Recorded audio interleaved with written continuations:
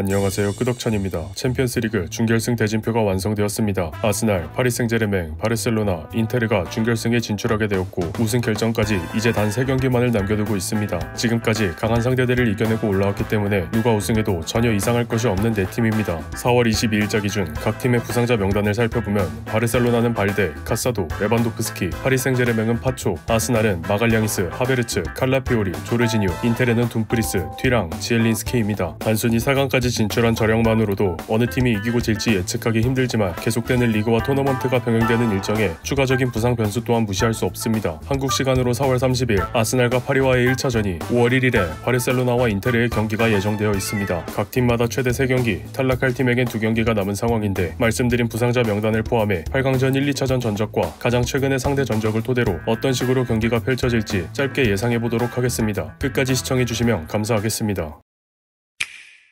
파리 생제르맹, 바르셀로나, 인테르는 각각 리그에서 1위를 하고 있지만 아스날은 정말로 절박한 2위입니다. 그 중에서도 파리 생제르맹은 리그에서 정말 압도적이기 때문에 선발 선수들의 경기력을 유지하는 선에서 교체 선수들을 내보내며 경기력 유지에 수월함이 있었습니다. 반면 아스날은 상황이 그리 좋지는 않은데 최근 시즌 아웃 판정을 받은 마갈량이스부터 하베르츠, 칼라피오리, 제주스, 조르지뉴까지 주전 라인업에 들만한 선수들의 이탈이 꽤 있는 편입니다. 이렇게 이탈 전력만 보면 아스날이 열세 같아 보이지만 경기력적으로 보면 또 다르게 생각할 수 있습니다. 아스날은 준결승전에서 레알 마드리드를 만나 총합 스코어 5대1로 압도적으로 이겨냈으며 파리 생제르맹은 아스톤 빌라를 만나 총합 스코어 5대4로 준결승전에 진출했습니다. 아스날은 두 번의 경기에서 모두 이기고 올라왔으며 경기 내내 압도적인 모습을 보여줬습니다. 살리바의 개인 실책으로 인한 실점이 있긴 했으나 실점이 그 한 번이 전부라는 것을 생각하면 팀플레이에 전혀 지장이 없었다는 것을 알 수 있습니다. 1차전에서 라이스의 프리킥으로 발생한 두 번의 득점으로 여전히 필드플레이 득점 생산력이 저조하다고 느낄 수 있지만 2차전에서 공격진의 활약으로 두 번의 득점을 올리며 세트피스 의존도를 점점 낮춰가고 있습니다. 이미 레알 마드리드와 프리미어리그 전체를 상대로 한 강력한 중원과 수비력이 아스날의 최대 무기라 할 수 있습니다. 루이스 스켈리를 통한 3위 빌드업 체계와 라이스와 웨데가르드,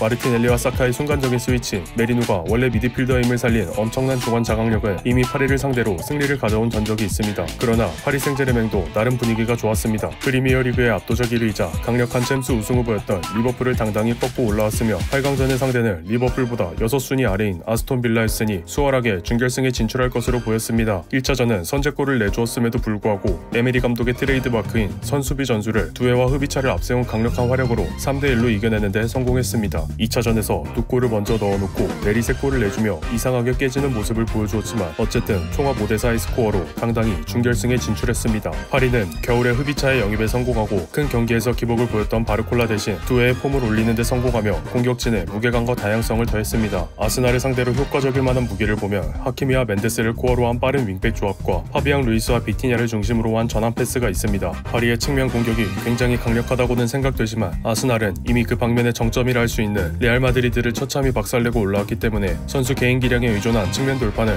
큰 의미가 없을 것 같습니다. 최소한 준결승전 1차전은 아스날의 손을 들어보고 싶습니다. 아스날을 힘들게 했던 팀은 공격이 강한 팀이 아니었습니다. 브렌트포트, 에버튼, 노팅엄, 뉴캐슬 등의 수비 전술이 잘 갖춰진 팀이 아스날을 힘들게 하였으며 오히려 공격력이 강했던 레알 마드리드, 맨시티 등의 팀은 아스날이 처참할 정도로 두들겼습니다. 한편 파리는 이번 시즌 프리미어리그 팀들과 총 5번을 만나 2승 3패를 기록했는데 하필 준결승전에 아스날을 만나게 됩니다. 아스날 쪽에 변수가 있다면 파티가 경고 누적으로 1차전 출전이 불가능합니다. 1차전에 라이스가 파티의 공백을 메우고 메리노를 내려쓴다면 중앙 공격수가 없어져 버리기에 은하네리가 라이스의 빈 자리에 선발 가능성이 있어 보입니다. 라이스가 파티와 비교해 크게 빌리는 부분이 없기 때문에 파티의 빈자리에서 약점이 드러날 일은 없어 보이지만 은하네리의 경우에는 이야기가 약간 다릅니다. 아직 어리고 피지컬적인 부분에서 약점이 있으며 중앙 미드필더로서 풀타임을 소화할 체력이 되는가에 대해서는 여전히 의문부호가 있습니다. 아스날이 전체적으로 조직적인 압박을 추구하기 때문에 은하네리의 개인적 약점이 크게 드러나진 않겠지만 파리가 만약 이 부분을 잘 노린다면 한두 번은 위기를 만들어낼 수도 있을 것입니다.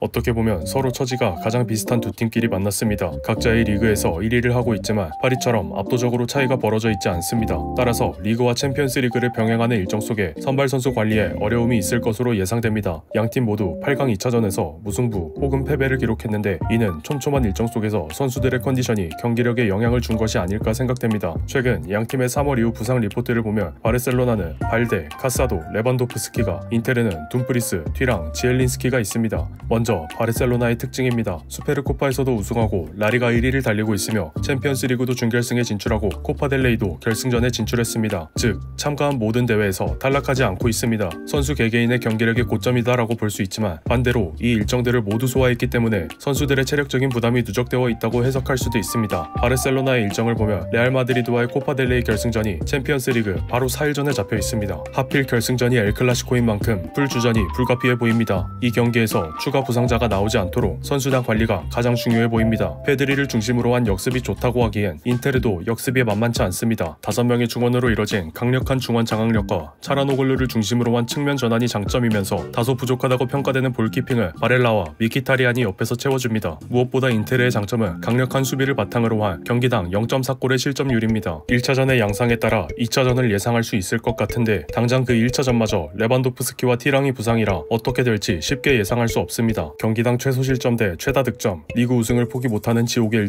일정에 따른 부상자 관리까지 그야말로 최강의 창과 최강의 방패의 대결이라고 할 수 있습니다. 두들겨서 깨면 바르셀로나가 이길 것이고 버티면 인테르가 이기는 싸움이겠지만 정작 두들겨야 할 레반도프스키가 햄스트링 부상 중이고 복귀한다 해도 제 컨디션이 아닐 가능성이 있기 때문에 1차전은 인테르의 근소 우위를 예상해봅니다. 한지 플릭이 위넨 중도 부임 트래블에 엄청난 경력이 있는 만큼 주어진 상황에서 어떻게 풀어나갈지 기대해보도록 하겠습니다. 개인적으로 돗자리를 깔고 상대 전적이나 상성에 관계없이 예측을 해보자면 질라탄이 챔스와 인연이 없었습니다. 바르셀로나, 인테르, 파리 생제르맹은 모두 질라탄이 몸담았던 팀이지만 아스날은 아닙니다. 그래서 결국 아스날이 우승하지 않을까 합니다. 죄송합니다. 물론 농담입니다. 대본을 작성하면서도 계속 생각이 바뀔 만큼 이번 4강의 예측이 어렵다는 얘기를 드리고 싶었습니다. 어느 팀이 이겨도 이상하지 않을 만큼 매력적이고 강한 팀들이 준결승에 진출했습니다. 1년에 단 한 번 유럽 축구 최강팀을 가려내는 무대인데 이를 지켜보는 모든 축구 팬들에게 최고의 경기를 보여주었으면 좋겠습니다. 오늘 영상은 여기까지입니다. 끝까지 시청해주신 분들께 감사의 말씀을 드립니다. 영상이 유익하셨다면 구독과 좋아요, 알림 설정까지 부탁드립니다. 더 좋은 영상으로 보답해드리도록 하겠습니다. 감사합니다.